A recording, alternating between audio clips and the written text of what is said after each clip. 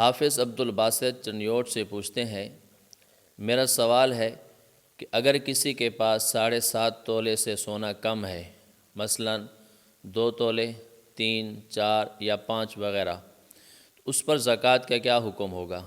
کیونکہ صاحب نصاب 7.5 تولے سونا اور 52.5 تولے چاندی میں شمار ہوتا ہے، تو اس کا حساب کیسے لگایا جائے گا؟ 4 قسم کے مال ہیں۔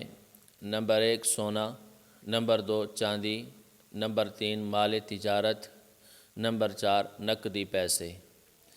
ان میں سے اگر کوئی ایک مال بھی نصاب کو پہنچ جاتا ہے، مثلا سونا ہے تو اس کا نصاب 7.5 تولے ہے، سال گزرنے پر اس بندے پر زکوٰۃ فرض ہوگی۔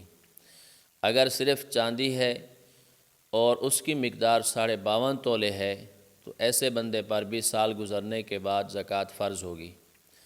نقدی پیسے ہوں یا مال تجارت ہو، اتنی مقدار میں ہوں جن سے 52.5 تولے چاندی خریدی جا سکتی ہو، تو ایسا بندہ بھی صاحب نصاب شمار ہوگا اور سال گزرنے پر اس پر بھی زکوٰۃ فرض ہوتی ہے۔